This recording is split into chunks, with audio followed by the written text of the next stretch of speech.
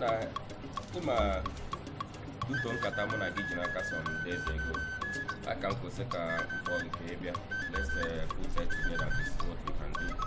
That content I give you the load here by next week. Ha, I go. Trust me, I'll for you. It is too much. I'll for you. Hey. So your 2 cars can buy there because some of my customer money are for us. You can use the book page. Okay. You can use the inside, not use the outside. Okay. You can get load because that detail on. All right. So the total package you 40 feet can be used in because 20 feet I got better the whole cars. Hey! So, Hey! Heard up! Hey! Ukuma mabuelo mwe. Let them tell man noga. Hey, grandma garanya rapio. Hey, na ki doctor la ye ko wono. Ah, onya timbrede ni dike. Brede cage kwa na amadike.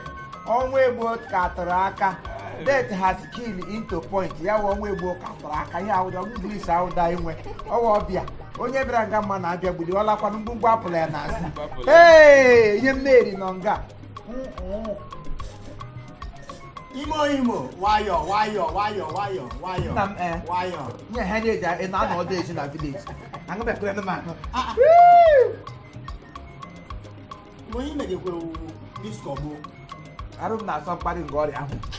Ee, nke ga-awụ dị ke ndị ezi bekee nke ndị onye azị ihe azị ka kọsị mgbe ego nyere mmadụ ihe ego a na-ama marakwanụ mgbe onye azị ego lekwe dọnkọ aghara ndụ kpaakụ ọmụachifara ndụ kpaakụ onye ire erie ya ka ihe iji bịakwute anyị na mberede a na-ezighi mozili na-abịa your junior brother n'ahịa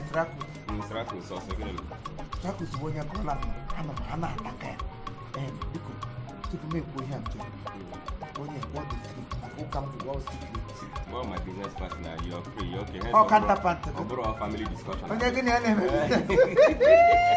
Ifo maka ihe a na. nwoke ike ọ nọgụ na ha ego nọkwa gị n'ahụ kwa mgbe nta gba m sorokwuru na ọ na-ara ntebụl sorokwe n'ihe a na-eme Ihe mara ihe a na. ọsọkwana m amara gwụle m ya redio ihe m jiri Onye mara ihe a na.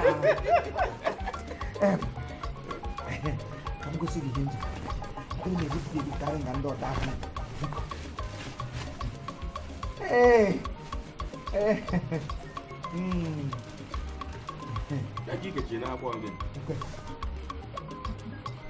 What is this?